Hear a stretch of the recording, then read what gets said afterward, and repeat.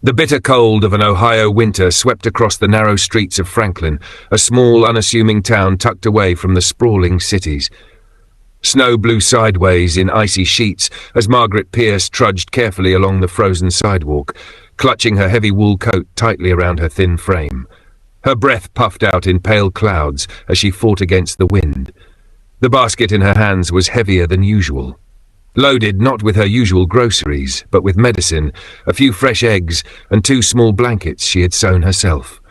But what weighed her down more than the contents of the basket was the weight of uncertainty resting on her heart.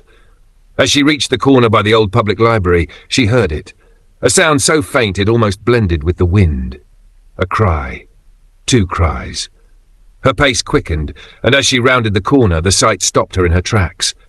There, beneath the concrete awning of an abandoned storefront, were 2 tiny infants, wrapped in thin blankets, faces flushed red from the cold, their cries raw and desperate. The snow piled around them like a cruel cradle.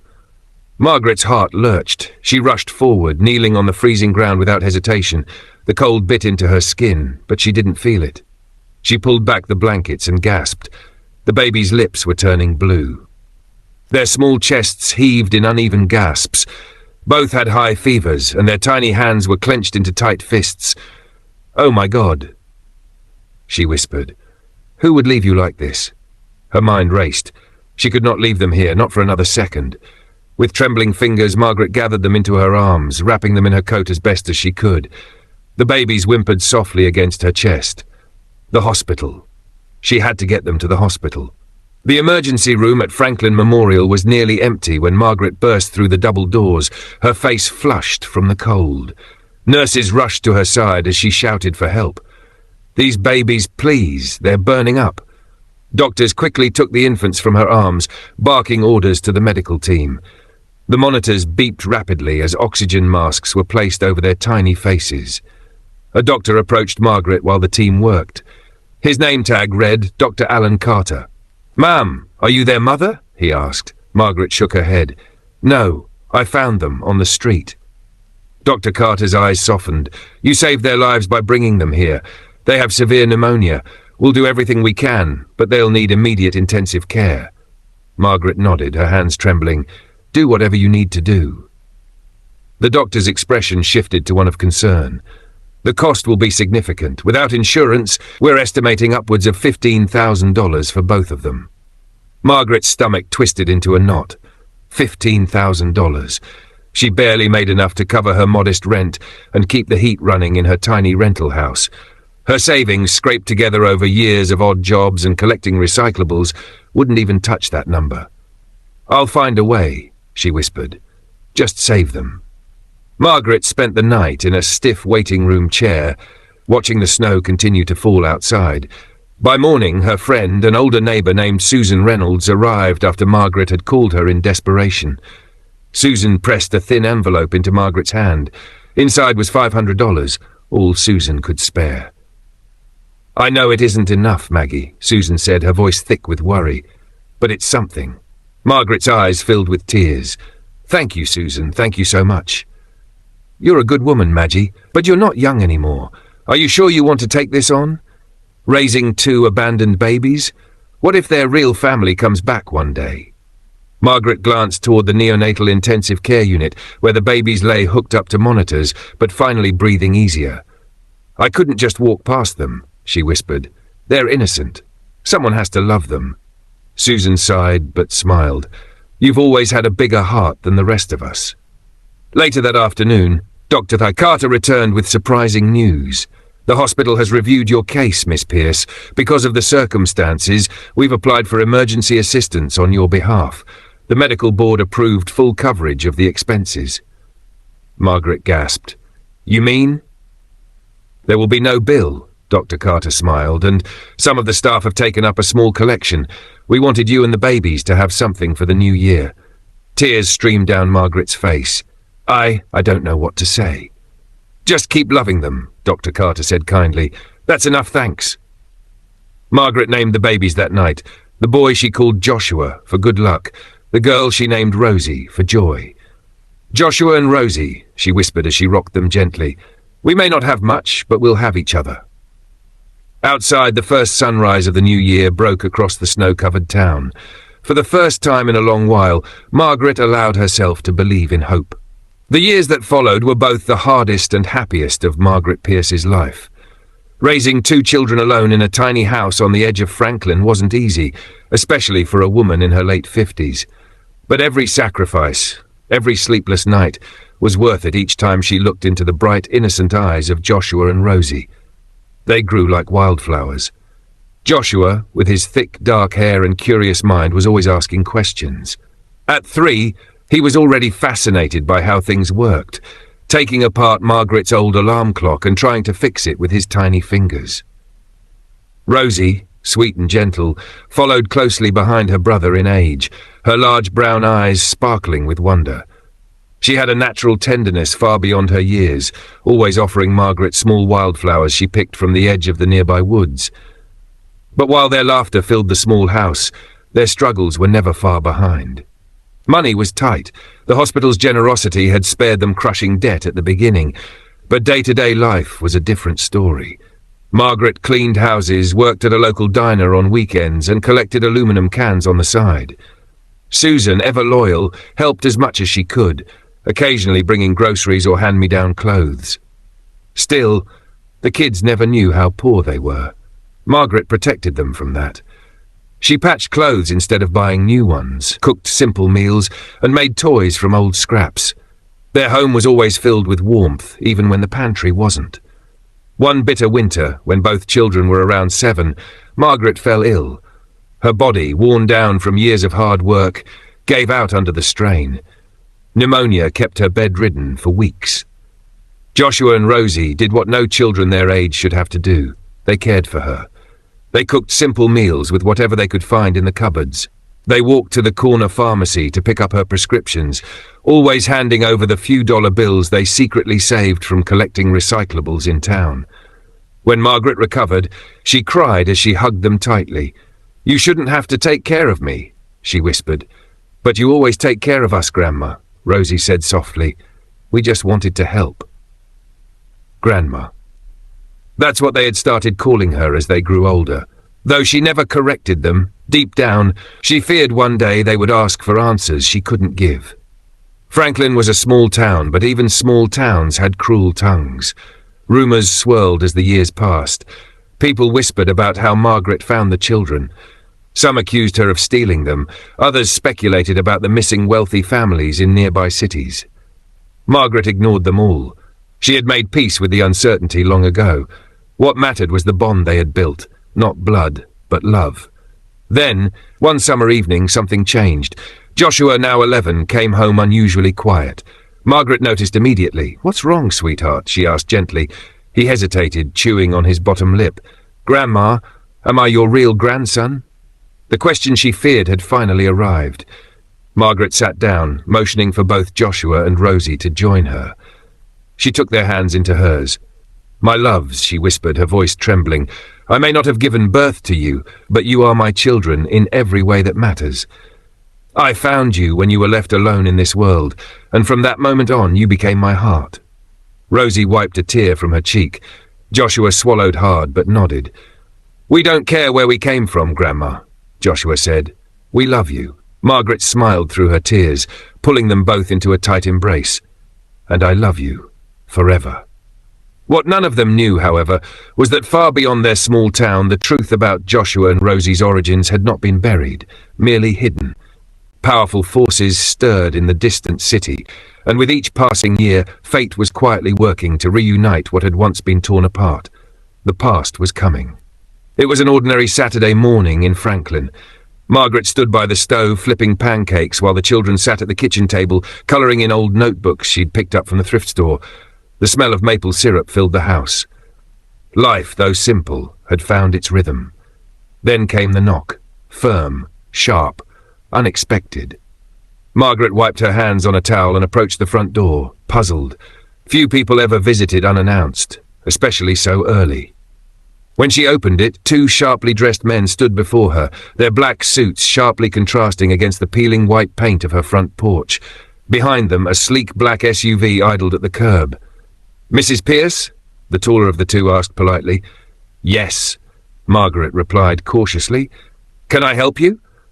The man extended a business card. His name was Mr. Holden, and beneath his name, Legal Affairs, Hanover Holdings. Hanover Holdings. The name meant little to Margaret, but it sounded important. "We apologize for disturbing you," Mr. Holden continued, "but we've been searching for you for quite some time. It concerns the children." Margaret's blood ran cold. She instinctively stepped slightly in front of Joshua and Rosie, who had peeked around the corner. "The children," she repeated, her voice tight. "What about them?" Mr. Holden's partner, a younger man named Mr. Davis, stepped forward. "Ma'am, allow me to explain," Davis said gently. "Joshua and Rosie, they're not ordinary children. They are the biological grandchildren of Mr. Edward Hanover, CEO of Hanover Holdings." The words hit Margaret like a punch to the chest. For a long moment she said nothing. The air between them grew heavy. "There must be some mistake," she finally whispered. "I found them abandoned. Nobody ever came forward." "We know," Mr. Holden nodded gravely. "That was deliberate." Margaret's hands gripped the doorframe tightly. "What do you mean deliberate?" Mr. Davis sighed. "Years ago there was a severe internal family dispute within the Hanover family, a scandal over inheritance, business rivalry, complicated matters. In the process, certain family members acted reprehensibly. The children were left to fend for themselves as part of that conflict." "And you're telling me their family just discarded them?" Margaret's voice cracked with anger. "We are not here to defend the actions of others," Holden said softly. "We're here because Mr. Hanover himself has only recently uncovered the full truth. He's been searching for his missing grandchildren for years. Now that we've located them, he wishes to meet them, and you." Margaret's eyes shifted toward Joshua and Rosie, who stared back with wide, confused eyes. "They don't know any life but this," Margaret whispered. "I'm all they've ever had." Mr. Holden nodded again, his voice gentler. "We understand, Mrs. Pierce. Truly. That's why we came to you directly first. Not to take them away, but to open the conversation. Mr. Hanover has no intention of disrupting their lives forcibly, but he does hope you'll allow a meeting. He owes you and the children everything." That night, after the men had left, Margaret sat with Joshua and Rosie at the kitchen table, carefully explaining as much as she could. "So we have another family out there?" Joshua whispered. "Yes, sweetheart." "And they're rich?" Rosie asked softly, her eyes wide. Margaret chuckled gently despite the storm inside her. "Very rich, it seems." The children sat quietly, trying to process what it all meant. "Do you want us to go live with them?" Joshua asked finally, his voice small. Margaret's heart broke at the fear in his question. "No, my darlings," she said firmly, pulling them both into her arms. "You are my children. That hasn't changed. It never will. But maybe it's time you know where you came from. And maybe it's time they meet the two people I'm most proud of." And so, a week later, Margaret found herself riding in the back seat of a luxury black sedan, heading into a world she had never dreamed of. One paved with wealth, power, and secrets that had long been hidden. Her fingers gripped Joshua and Rosie's hands tightly. Whatever came next, they would face it together. The luxury sedan turned off the main highway and wound its way along a private road, shaded by towering oaks whose branches intertwined like ancient guardians. At the end of the road stood an iron gate, easily twice the height of the car, with ornate gold inlays that glittered in the late afternoon sun. Joshua and Rosie sat stiffly on either side of Margaret, their wide eyes taking in the sheer scale of wealth they had never known. Margaret gently squeezed their hands as they approached the gate. The vehicle slowed, and an armed security guard stepped forward, speaking briefly into a radio before the enormous gates slowly creaked open. Beyond them, the world changed. Perfectly manicured gardens stretched across several acres. Elegant stone fountains gurgled softly beneath marble statues. Multiple luxury cars were parked outside a grand mansion that looked more like a palace, with tall white columns and enormous glass windows reflecting the evening sun. Margaret's stomach tightened. She didn't belong here, but for the children's sake she would walk through this world bravely. The front door opened before the car had fully stopped. Standing at the entrance was an older man with sharp features, perfectly combed silver hair, and a tailored navy suit. His expression was unreadable, but his eyes locked instantly onto the children. This was Edward Hanover, the billionaire. the grandfather who had only just discovered the existence of his lost grandchildren. As the car doors opened, Margaret stepped out first, standing tall, even as her simple grey coat and worn shoes seemed laughably out of place against the mansion's grandeur. Joshua and Rosie followed, each clinging lightly to her arms. Mr. Hanover approached slowly, his eyes never leaving the children's faces. His voice trembled slightly when he finally spoke. "My God, you look exactly like your father when he was young." The silence was thick for a moment until Rosie, her voice small but clear, asked, "Are you really our grandfather?" Mr. Hanover's stern features softened as his throat bobbed. "Yes, sweetheart, I am." His voice cracked for a brief moment, surprising even himself. He crouched down, opening his arms cautiously. "May I?" The children hesitated, glancing at Margaret. She offered them a small nod, and they stepped forward into his embrace. Tears filled Edward Hanover's eyes as he held them tightly. "I've waited years for this moment," he whispered. "I never stopped searching for you." The reunion moved into one of the grand sitting rooms, where Margaret finally sat opposite Mr. Hanover for the first time. Between them sat decades of pain, mistakes, and unanswered questions. Mr. Hanover spoke first. "Mrs. Pierce, or may I call you Margaret?" "Margaret is fine," she answered politely, though still guarded. He nodded. "Margaret, I cannot begin to thank you for what you've done. You saved my grandchildren when their own parents failed them." Margaret's face remained calm. "I didn't save them for thanks, Mr. Hanover. I saved them because no child deserves to be abandoned."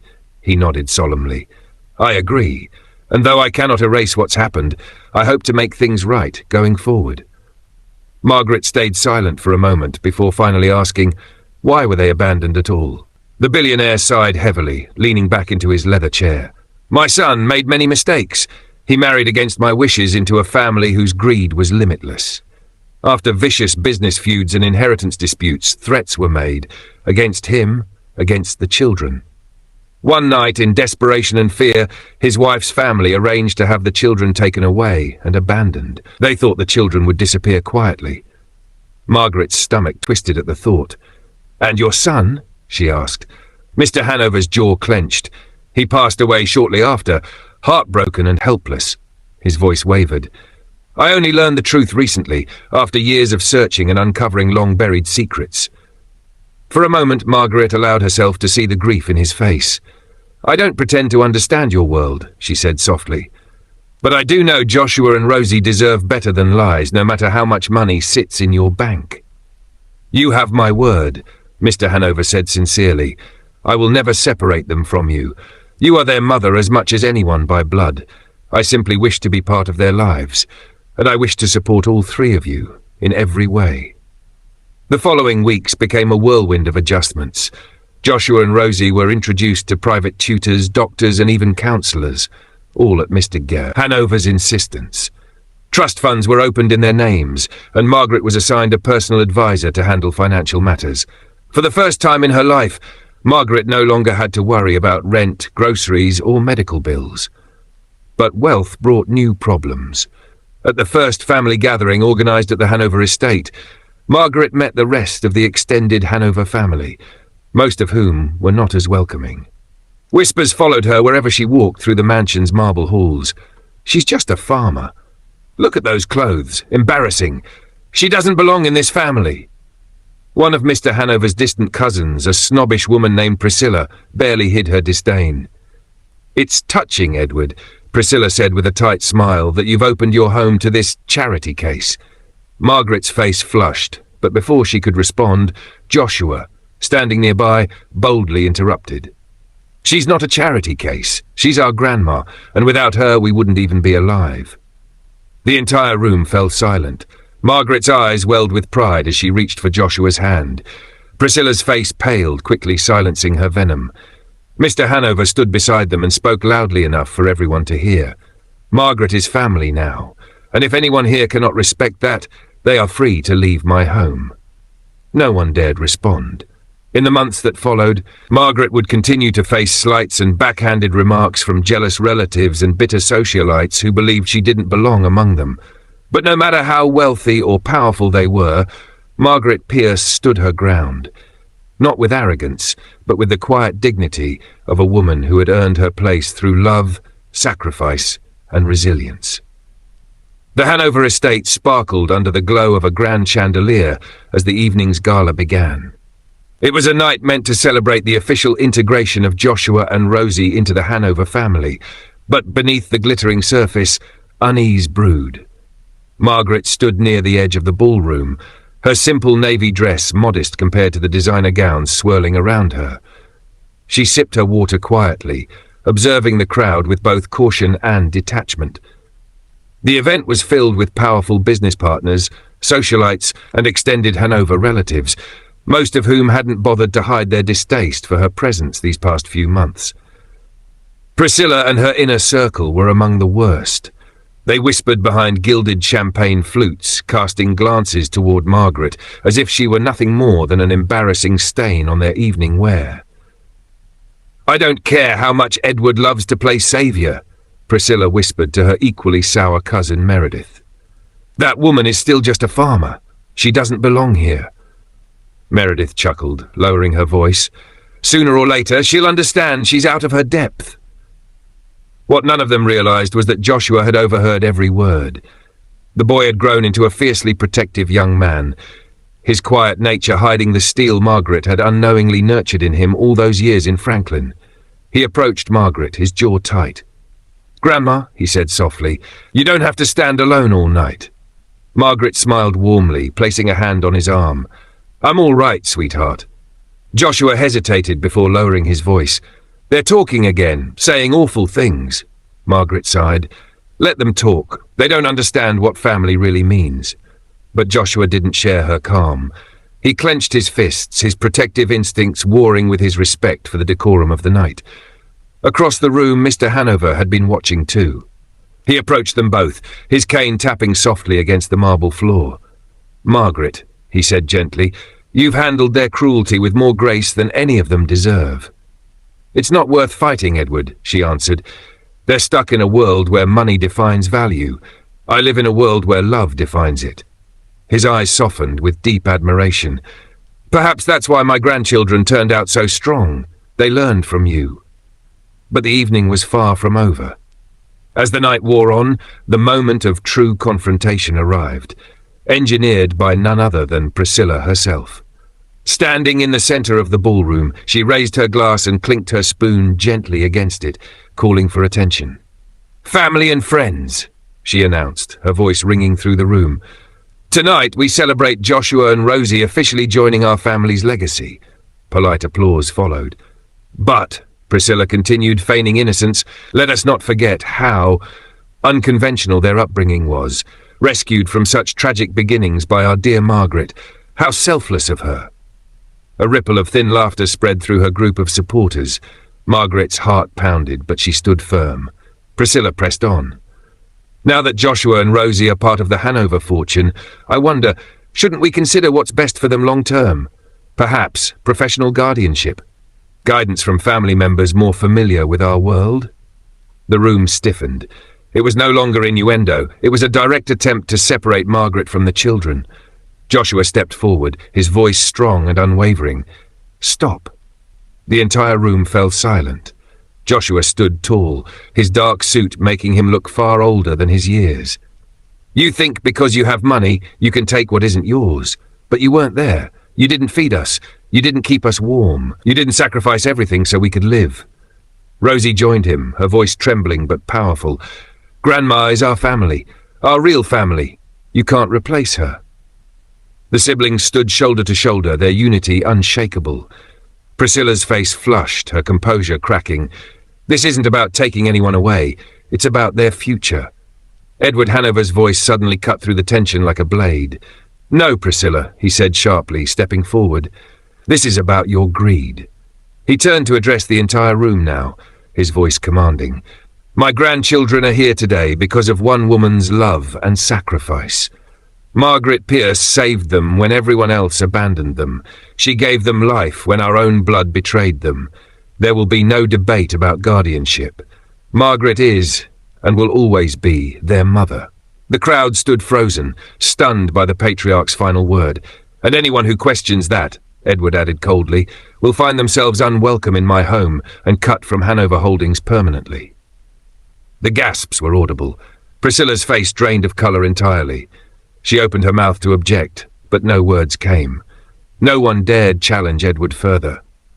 Later that evening, after the guests had scattered like leaves in the wind, Margaret sat on the back terrace with Edward, Joshua and Rosie, overlooking the moonlit gardens.